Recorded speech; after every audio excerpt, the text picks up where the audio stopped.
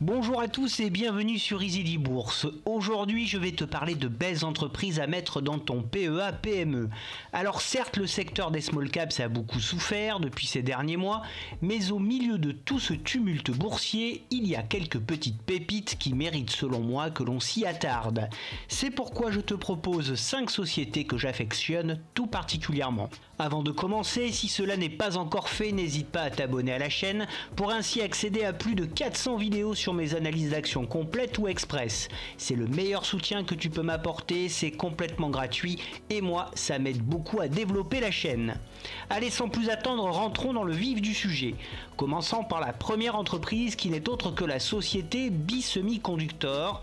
BE Semiconductor Industries ou BESI est une société hollandaise spécialisée dans la conception, la fabrication et la commercialisation d'équipements d'assemblage de semi-conducteurs destinés aux industries internationales de semi-conducteurs et d'électronique.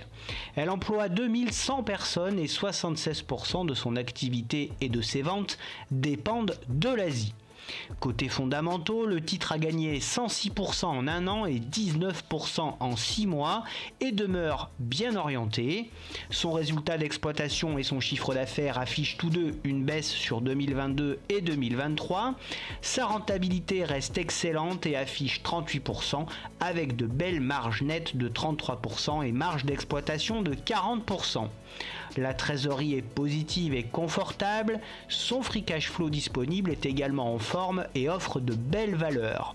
Sa valorisation est encore un peu élevée à mon goût, mais le titre revient actuellement vers des valeurs plus raisonnables. La société offre un bon rendement et une bonne redistribution à ses actionnaires. Les analystes sont plutôt à l'achat sur le dossier avec un objectif de cours moyen de 105 €. Les atouts de cette entreprise sont nombreux. C'est avant tout un champion de l'assemblage de haute précision et un acteur de niche dans le domaine des semi-conducteurs. Avec un sens remarquable de l'innovation, la société est très en avance sur ses concurrents et affiche un carnet de commandes bien rempli. Elle est également très bien gérée et maintient une belle rentabilité au fil du temps. En revanche, sa plus grosse faiblesse reste sa grande dépendance à l'Asie.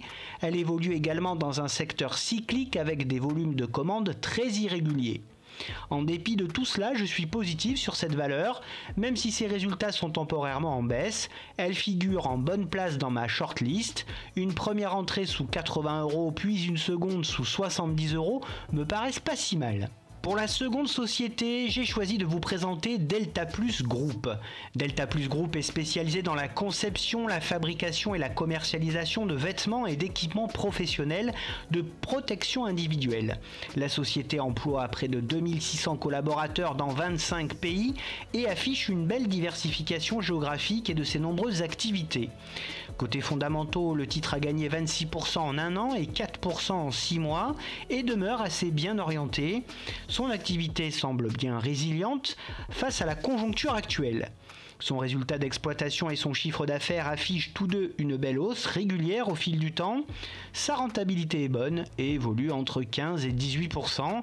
Elle affiche aussi une marge nette de 8% et une marge d'exploitation de 12,5% plutôt correcte.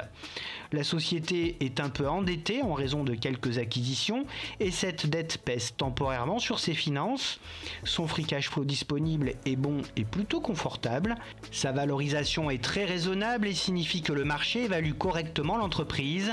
La société offre un rendement un peu faible et une redistribution voisine des 25% à ses actionnaires. Son dividende est fiable et croissant dans le temps.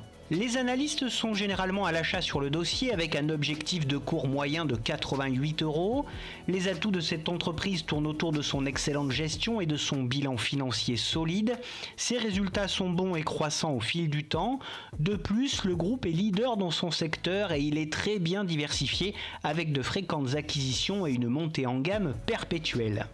Néanmoins, l'augmentation du prix des matières premières a rogné un peu sa rentabilité sur les années 2022-2023 et la concurrence demeure importante dans ce secteur du commerce et de la fabrique. Cette société que j'ai déjà eue en portefeuille et que j'ai malheureusement revendue à tort m'attire toujours.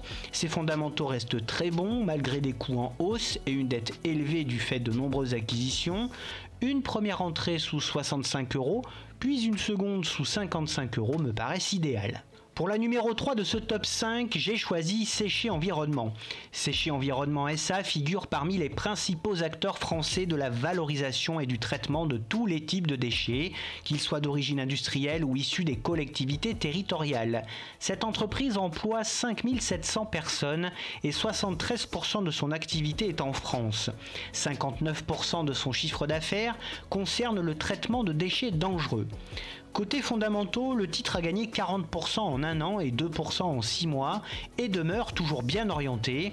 Son résultat d'exploitation et son chiffre d'affaires affichent tous deux une belle hausse qui s'accélère au fil des années. Sa rentabilité est bonne et voisine des 15 à 16%.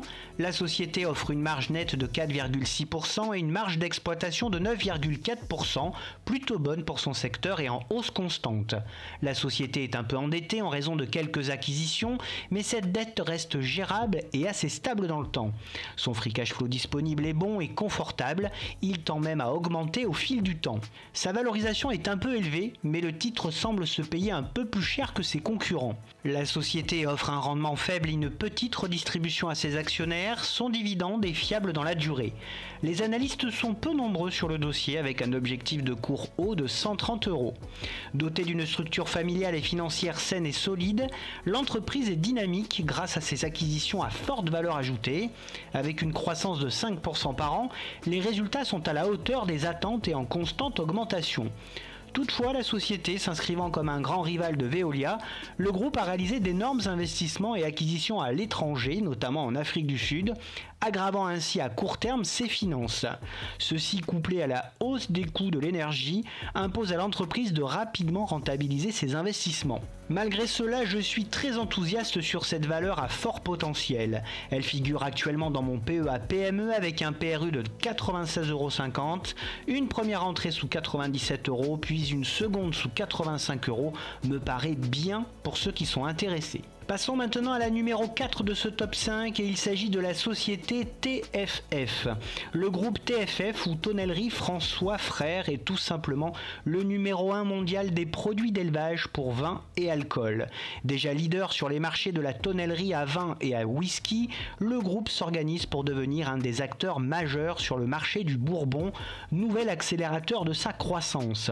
La société emploie près de 1300 personnes avec 55% de ses ventes réalisées aux USA et 22% en Europe. Côté fondamentaux, le titre a gagné 29,8% en un an et 5,7% en 6 mois et demeure orienté à la hausse. Son résultat d'exploitation et son chiffre d'affaires repartent nettement à la hausse grâce à son orientation vers le bourbon. Sa rentabilité est bonne et voisine des 12 à 13%. La société offre une bonne marge nette de 12% et une belle marge d'exploitation de 18% en hausse progressive. La société est raisonnablement endettée, sa dette est gérable et en baisse lente mais constante. Son free cash flow est bon et confortable avec une petite faiblesse en 2023 du fait d'investissements conséquents. Sa valorisation peut sembler un peu élevée mais reste tout à fait correcte pour un secteur de niche affilié au luxe. La société offre un rendement faible et une redistribution de 25% à ses actionnaires. Son dividende est faible dans la durée. Les analystes sont peu nombreux sur le dossier mais plutôt à l'achat avec un objectif de cours moyen de 51 €. Numéro 1 mondial du petit secteur des tonneaux et des cuves inox, le groupe connaît une forte demande de ses produits à travers le monde. Société familiale et ancestrale, malgré de lourds investissements, le groupe affiche un bilan financier propre et solide avec une rentabilité en hausse. En revanche, son activité est cyclique et très dépendante de la production viticole et donc des aléas climatiques. La société est également impactée par la hausse des prix des matières premières. Lorgnant dessus depuis de longs mois, je l'ai ajouté à mon PEA PME en septembre en ouvrant une petite ligne avec un PRU de 40 €. J'aime beaucoup ce style d'entreprise familiale évoluant dans un secteur de niche et avec un savoir-faire incomparable. Une première entrée sous 38 €, puis une seconde sous 30 € me paraissent idéales pour un investissement moyen-long terme. Et pour finir, la dernière de ce top 5 n'est autre que Thermador. Thermador Group est spécialisé dans la distribution de matériel pour la circulation des fluides dans le bâtiment et l'industrie. Les clients sont très majoritairement des grossistes spécialisés, des grandes surfaces de bricolage, des web marchands et des places de marché. La société emploie près de 750 personnes avec 83% de ses ventes réalisées en France et 50% de ses ventes dans les circuits de fluides dans le bâtiment. Côté fondamentaux, le titre a gagné 13,8% en un an et perdu 21% en 6 mois et traverse une période difficile. Son résultat d'exploitation et son chiffre d'affaires affichent tous deux une hausse constante. Sa rentabilité est bonne et voisine des 19 à 20%. La société offre une bonne marge nette de 11% et une belle marge d'exploitation de 14%, toutes deux en légère baisse. La société est faiblement endettée, sa petite dette est largement gérable, son free cash flow est bon et même assez confortable. Sa valorisation est honnête et la société semble correctement évaluée au prix actuel. L'entreprise offre un rendement honnête et une redistribution de 31% à ses actionnaires. Son dividende est fiable et croissant dans la durée. Les analystes sont peu nombreux sur le dossier avec un objectif de cours moyen de 93 €. C'est un très beau groupe surfant sur la dynamique d'activité de la rénovation énergétique. Son expansion en Europe et ses très belles et stratégiques acquisitions en font une société incontournable dans son secteur. Son bilan financier est extrêmement solide. Néanmoins, et malgré un pricing power important, l'inflation a grignoté sa rentabilité. La chute de l'immobilier et des constructions neuves associées à des problèmes d'approvisionnement sont un frein à sa croissance à court terme. Malgré tout, je suis fan de cette entreprise de qualité qui se développe de façon méthodique, raisonnée et qui reste très appréciée des investisseurs. Cette dernière est présente dans mon PEA-PME depuis quelques mois avec un PRU de 80 €.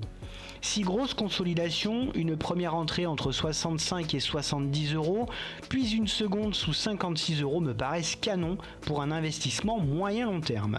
Ce top 5 touche à sa fin. Bien entendu, cette liste est non exhaustive et des entreprises comme Robertet, Equasens, Trigano et bien d'autres auraient mérité d'être mentionnées. Bien entendu, cette vidéo sur ce top 5 actions PEA-PME ne reflète que mon propre avis. Je n'encourage personne à investir dans ces entreprises sans avoir fait au préalable ses propres recherches et analyses, condition indispensable afin d'investir ton propre argent en bourse. C'est ainsi que se termine cette vidéo sur mon top 5 actions PEA-PME. J'espère que cette vidéo t'a plu. Si c'est le cas, n'oublie pas de mettre un like et de t'abonner. Tu pourras également retrouver sur la chaîne des analyses express ou complètes de toutes les sociétés citées dans cette vidéo. Pour te tenir au courant de toutes les dernières nouveautés et de mes investissements, tu peux également me retrouver sur Facebook, Twitter et Instagram. Je te donne rendez-vous prochainement pour l'analyse de nouvelles actions et n'oublie pas en attendant qu'investir, c'est aussi préparer ton avenir.